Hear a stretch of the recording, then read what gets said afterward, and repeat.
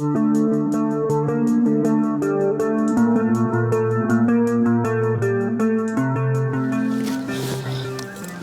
good morning. Welcome back to the pike pit. I was supposed to be grayling fishing today, but the river is in the field, so it's plan B, and I'm going to grab a few hours back in my original position. Now, let me just bring you up to speed. As we all know, over Christmas, the lakes froze, and I wasn't able to fish down here. Since then, this is the end of Jan now, not a lot has happened. I have had about 4 visits, and every one has been over the other side of the lake, and not a lot has happened. In fact, since that first session over there, when I lost 2 fish, I haven't had a pickup. Well, 1, and that was a coot. I did put a bit of bait in there, but it just wasn't bringing any fish in, so I've come back to my original position. I'll show you a little bit of coverage from a couple of those trips. That, as I said, will bring you up to speed, and then, as I said, we'll go through why I'm back here. Obviously, I'm not catching over there. I'd rather be here catching jacks. That's the main reason.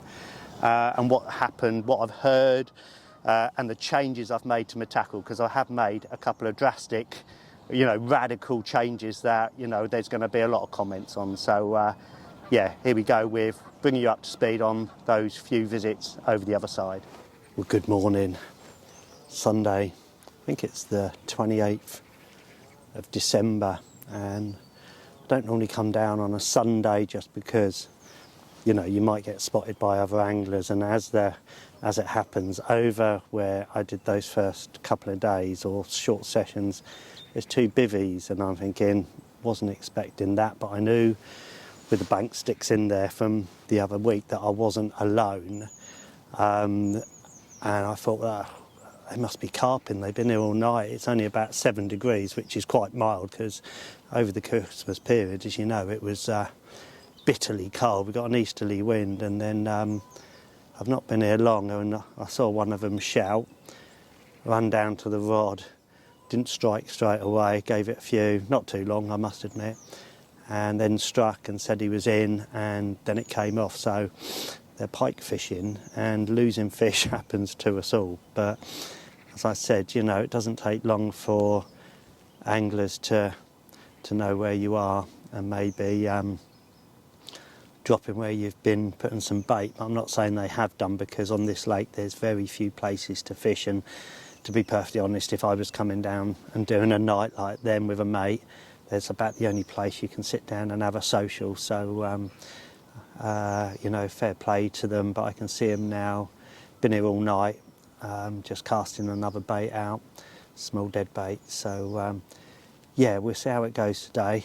This image is probably grainy because it's really overcast.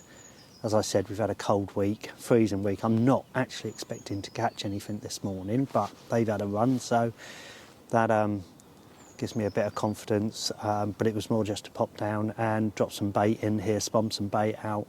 I've got one down the left on that snag again that I told you about, and one straight out where I had those pickups last week. So I'm only here till 10:30, got to go and see the in-laws later. So yeah, I'm just grabbing a few hours, but more to the point of getting some bait out there, and then as of next week, when I have to drop the lady off at work at sort of like 7 o'clock or just after, I can start those early morning sessions again. So yeah, I'm going to sit here. I'm not going to get too cold. I'm still bunged up. All the candles burning and the perfume and all that really got into me nasal kind of area and really made me bunged up over the last few days. So it's nice to get out and get some fresh air. Let's see how it goes. Well, just as I was doing that intro, I've had my little Merlin app going, listening to what birds are singing their morning chorus, and quite a few here. What have we got? White wagtail, grey heron, Egyptian goose, robin, goldcrest, which we had last week and I was watching to my left, nuthatch, long-tailed tit, common wood pigeons, magpies, great tits, wren, Canada goose, red wing, and blue tits are blue tip. No, quite a few of those in this weather, I would imagine. So just nice to have that little app on your phone and tell you what the bird life is singing around you. Well, a comment that came in, and I'll answer that one here on film now, was all about pre-baiting. And somebody said to me, you know, how often do I pre-bait?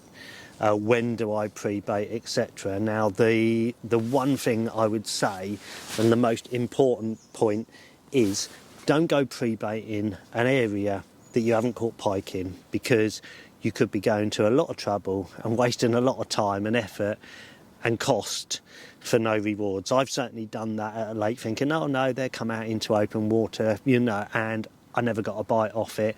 And I did it for quite a few times. Luckily, the lake was close to my home. And then when I did speak to the guy who told me about this this lake that had done a couple of scraper 20s, I said, where did you catch them? I don't like asking that question. I can normally suss it out from the south. And he said, oh, down the bottom of the end, in the shallow, where all the snags are. I was up in open water, put a load of bait in there, and it, you know, obviously if it wasn't getting picked up by anything, it was just going rotten on the bottom, and I was just putting good baits over the top of rotten, not getting picked up. So yeah, make sure, you know, you catch a few fish from an area. I've certainly, you know, had a couple of runs out here last time, so I have no problem putting it out there. Frensham Great Pond, and I keep going back because I had some great fish. I'll show a few on the film, you know, now. A few years ago, I was probably going back about, I don't know, 10 years, 10 years. And I pre-baited there once. I caught a couple of fish, and the fishing was absolutely fantastic. The warmer it was, the more bites you got, the more fish you caught. And although we didn't have anything massive, I think 16, 10 was the biggest. You know, I was catching 6, 7 doubles on a good day, and on a bad day, 1 or 2. Hardly ever. I don't even think we were blanking there. We were always catching fish off the pre-bait. And then I went back about 2 years, 3 years ago, or 6 years after that. So yeah, about 2 or 3 years ago, did the same, thinking, well, you know, caught from here before, and didn't catch off it. Those bites just weren't there. So, you know, don't always assume they're always in the same place. Generally, you know, a swim that produces in the winter will produce the following winter, but things do change over time. And, you know, a comment came in saying, how often do I, you know, pre-bait, or when do I pre-bait? Well, generally, I try and get down the lake every 3 or 4 days, and I basically just bait up when I leave. So if I'm leaving at 11, the bait's going in at 11. Those pike come in, you know, that might turn that morning kind of feeding period into an afternoon feeding period. If you put it in just before it gets dark, you might turn that lake or that area into the pike feeding at night time. It is very much trial and error. So as you see here, I spun out some really small bits of cut up sardine every time. You know, I did it this morning. Every time I come out, and then when I leave, I put some more bait in, and then I won't fish it for 3 or 4 days. If I can't get down, I'll come back 4 days, 4 days later without the rods, you know, and get a bit more out there in that area just to keep those pike there. So this guy said to me he puts, you know, a few sardines chopped up the night before, and then come back the next morning. You know, the night before, okay, if you're not putting too much in, but you might go to the cases, you might fill them up, and then when you come back in the morning, you might not get any bites. So I just generally like to leave it, you know, bait up when I leave, come back 3 days, 4 days time, no longer. Spawn a little bit of really small chop fish out there, put the rods out there, hopefully get a couple of fish, and then put some bait out again. But it really is trial and error, and it all comes down to how many fish, you know, in the lake there is. So but make sure when you do pre-bait, or if you are going to start putting bait in, make sure it's in an area that contains pike. Okay, well, I'm going to keep this one quite short and sweet, because I think when it's this cold, I'm going to have quite a few short sessions when I'm not going to get anything, no activity. I did get a little bounce on my right hand indicator about 15 minutes ago, and I was up off my knees and it didn't go, and I'm thinking something certainly happened there, and it was just a liner, or maybe, you know, a pike just picked up the bait very briefly, but yeah, I was expecting something to happen, but it didn't. Wasn't really expecting anything because it has been a really, really cold week after a really mild week.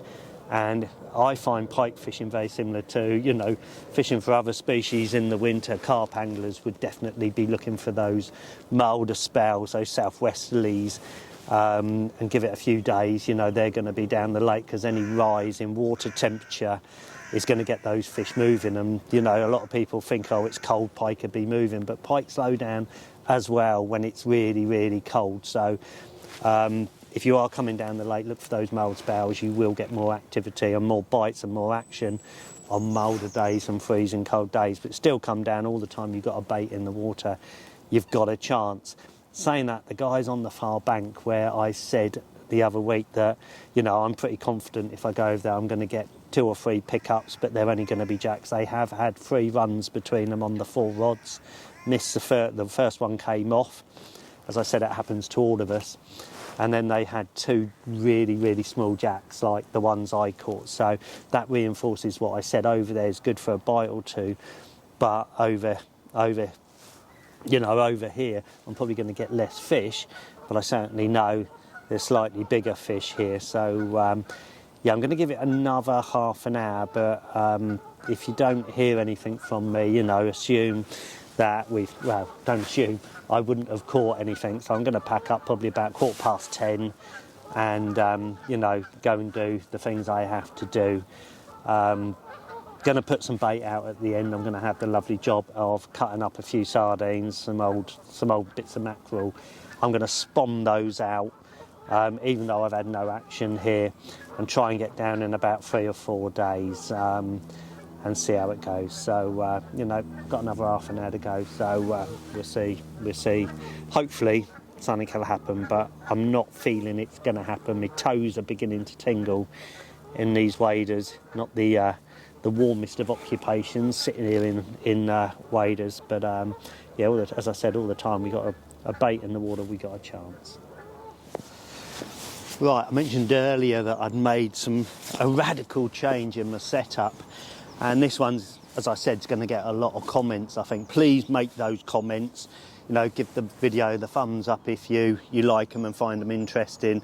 And please hit that subscribe button. But what I've actually done is I've actually changed back to mono, 20-pound mono. I've taken the spools of braid off because in the last few visits, and one was very painful, I've lost 4 pike. One was a schoolboy error, you know, on the far side. One just was unfortunate. But the one that was really painful was down on the River Avon. Close quarters, frosty morning, sardine, rod tip went, only fishing 1 rod, made contact, thought I'd hit the bottom, then it started going upstream. Came up on the surface, did a 180, showed me a huge tail, and the hooks pulled. And every time, you know, now and again we have tackle that, you know, you lose confidence in. So, and the reason I changed was when I was over the other side here, and the geese are really noisy this morning. When I was over the other side, I was packing my rods away that were loaded with, you know, the reels loaded with braid. I put the hooks on the eyes and I pulled the rod sections apart, and on both occasions the hooks came off the eye.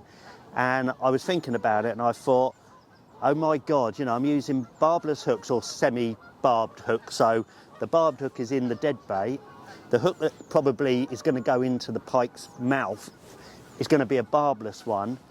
And is that like when I pulled those rod apart and the hook pulls out, that split second kind of slack line, let's say, and the hook's pulled out? So I've reluctantly gone back to mono. I have played with braid throughout my angling career. I used braid for eels very successfully. I've tried braid for other species, and I can fully understand if you're lure fishing, you know, you've got all that feel and that contact and that hook setting it really, really quickly.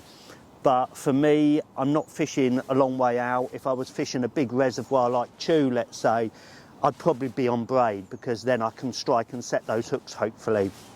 But because I'm literally only fishing 40 yards max, and when I'm on the river, I'm so, you know, most of it is under the rod tip or just an underarm cast, and because I'm watching those rod tips all the time, so my bite detection, my eyes and my ears, and here, as you can see, I'm fishing carp style with really light bait runners. I'm sitting next to my rods, one bleep, or I'm watching those rod tips.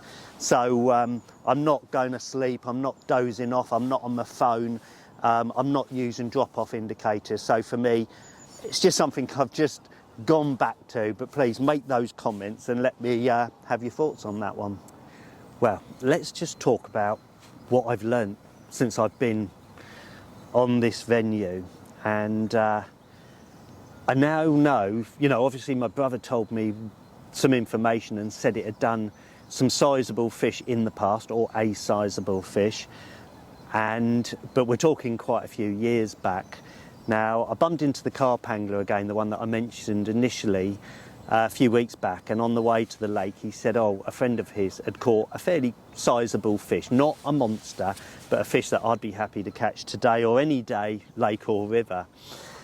And I fished that afternoon, I think it was. There was ice on the lake at the time, it was just after that freeze up, and didn't catch anything. And then on the way back I bumped into another angler, and he said, oh, my son, I think it was, had caught a decent fish, nearly told you how big it was then, quite a sizable fish. So straight away I knew that this lake has got that fish in it, that pike in it, and that may be the biggest one in here. Certainly not a monster, but as I said, one that I'd be happy with.